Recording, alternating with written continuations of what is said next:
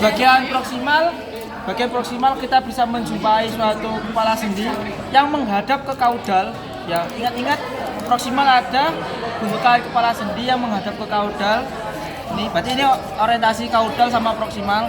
Sedangkan bagian distal kita bisa menjumpai suatu bungkul sendi yang menghadap ke kranial. Otomatis dia sebagai orientasi kranial. Nah, kemudian untuk lateral ini bentukannya lebih banyak ya, lebih menonjol sehingga kita bisa menjadikan indikator ini adalah orientasi sisi lateral. Untuk medial bentukannya lebih rata. Nah, oke. Otomatis ini sisi mana? Sisi sinister ya, karena ini adalah sisi lateralnya, ini medialnya. Oke, bentukan yang pertama di bagian proksimal. Di sini kita akan menjumpai keberadaan dari kepala sendi yaitu caput humeri. Nah, caput humeri ini nanti akan bertaut sendi dengan bentukan cavitas glenoideus ya, membentuk suatu persendian. Nah, kemudian bagian kranial sini kita bisa menjumpai dua bungkul ya, dua tonjolan besar. Yang pertama di sini ini ada bentukan tuberculum mayor ya, karena itu bentukannya lebih besar, letaknya ada di sisi lateral, sedangkan sisi medial bentukannya lebih kecil. Iya, kenapa sih ada tuberculum jadi minor. Ya, jadi kalau ini adalah tuberculum mayor lebih besar, letaknya ada di sisi lateral, sedangkan untuk tuberculum minor letaknya ada di sisi medial, strukturnya lebih kecil. Oke. Nah, kalau pada hewan kuda ini di tengah-tengah daripada bentukan tuberculum mayor maupun minor, kita akan menjumpai suatu keberadaan tonjolan lagi yaitu tuberculum intermedius. Nah, inter itu di antara, medius itu tengah-tengah, makanya dinamakan dengan intermedius. Nah, struktur daripada tiga bentukan tuberculum mayor, minor maupun intermedius, dia strukturnya hampir sama ukurannya kalau pada hewan kuda. Nah, kemudian antara tuberculum itu tadi akan terbentuk suatu alur yang dinamai dengan sulcus tubercularis. Hah? Tubercularis. Tubercularis ya. Inter itu harusnya di antara tuberculum. Makanya dinamai sulcus intertubercularis.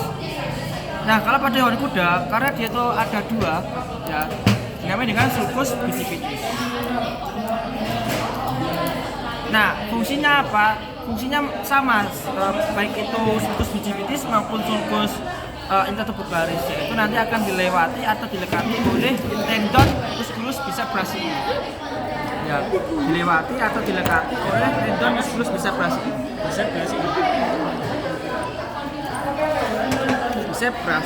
Tendon apa musculus? Tendon. Kalau musculus nggak mungkin lewat sini. Apa? Tendon musculus bicebrachii. Tendon musculus bicebrachii. Berarti ada muskulus. Yo, masuk muskulus gak ada tendon, enggak mungkin. Oh iya. Kan ada tendon nih.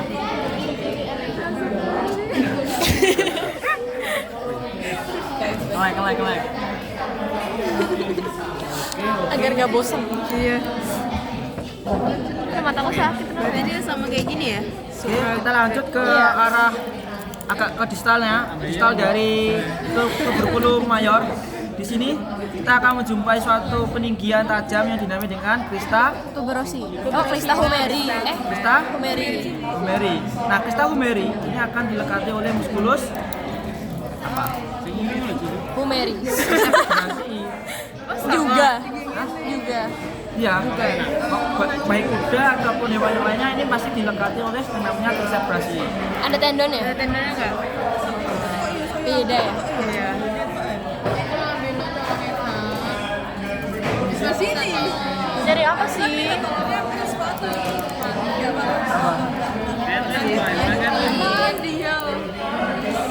Bicebrachii ya. Oke. Nah, di bawahnya si crista humeri ini ada suatu tonjolan ya atau peninggian yang dinamai dengan Tuberositas deltoideus. Sama seperti namanya, dia akan menjadi insertion dari musculus deltoideus.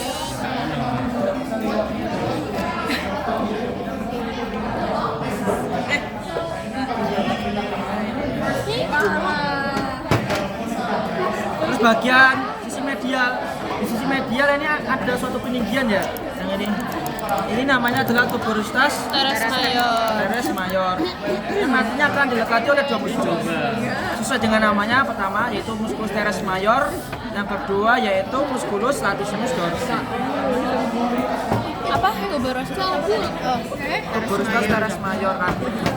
Nah, nama muskulusnya yang melekat di sini ada teres mayor sama tuberositas latissimus dorsi. Oh ya.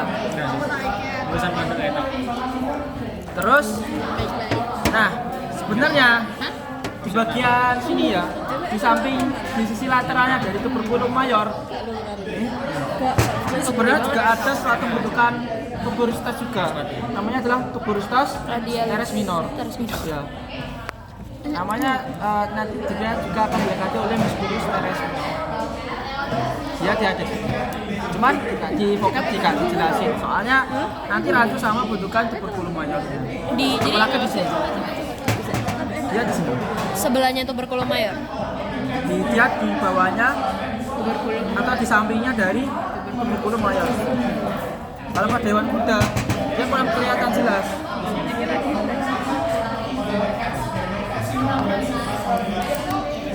Oke, sekarang kita beralih ke korpusnya atau badannya. Di badannya ini dia itu agak mengulir gini ya.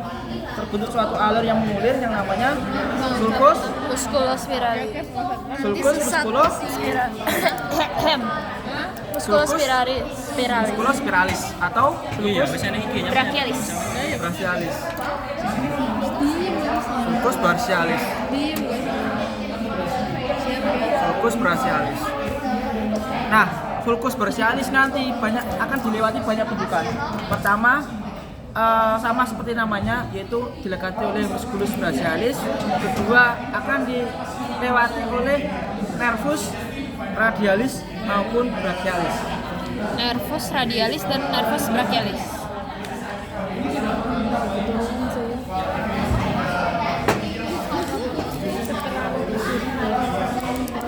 Sini. Nah, terus kita beralih ke distal ya. Di sisi distal kita akan menjumpai dua bentukan kumpul sendi. Yang pertama di sisi lateral ini namanya adalah capitulum atau condylus Lateralis. ya, condylus lateralis. Ya, sedangkan kalau bagian medial namanya adalah condylus Medialis. medialis atau trochlea. Nah, ini sedikit perbedaan ya. Kalau pada hewan ruminansia ataupun pada umumnya hewan, untuk trochlea ataupun bentukan condylus medialisnya itu nampak lebih besar. Ya, nampak lebih besar sehingga kalau kita berdiri gini dia nggak bisa karena nggak imbang. Sedangkan kalau pada hewan kuda ukurannya hampir sama sehingga kita bisa berdiri kayak gini. Nggak bisa. Lebih bisa. Nggak bisa. Gak bisa, itu miring. Tapi intinya dia itu bentuknya hampir sama rata sehingga dia itu membentuk sudut 90 derajat sehingga kalau ini kan membentuk sudut miring karena yang ininya lebih besar. Oke, nah untuk bagian samping-sampingnya, bagian samping dari trochlea atau condylus medialis di sini ada bentukan apa?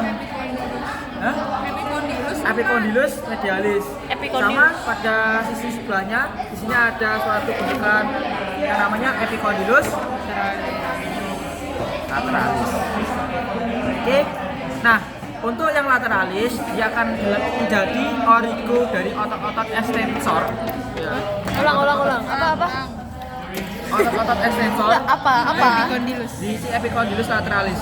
Epicondylus lateralis. Iya. Jadi epicondylus lateralis akan dilekati oleh otot-otot extensor.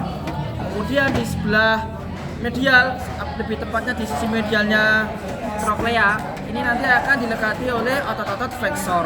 Ya, tendonnya itu nempel di sini. Oke, lanjut ya.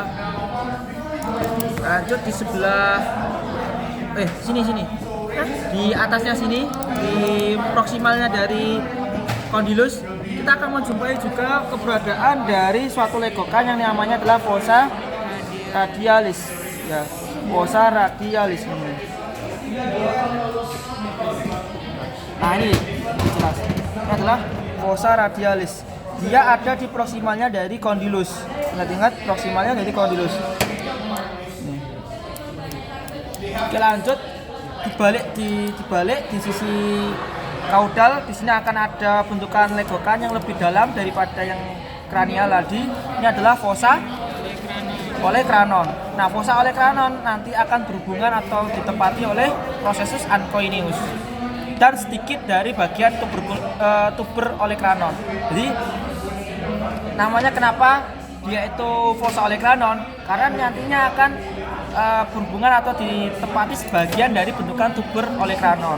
Tapi yang menempati secara penuh itu nanti processus ancoineus. Nah ini. Jadi ini kan proses ancoineus, dia akan menempati si fossa olecranon dan sebagian kecil daripada tuber olecranon dia itu akan menempati si fossa olecranon itu sendiri.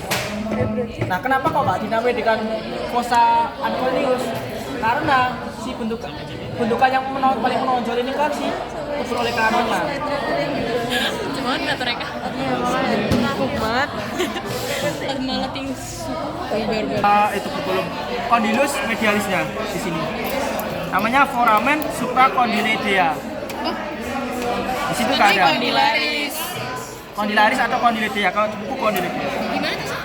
Supracondylaris. Condylaris. Supracondyloidea. Ya tulis. Iya. Condyloidea atau condylaris. Oh, atau Oleh dua bentukan, pertama arteri yaitu arteri brachialis dan juga nervus mediana. Itu kalau pada hewan kucing. Nervus mediana. Supratropearis nggak ada fungsi spesifiknya. Ya karena genetik aja.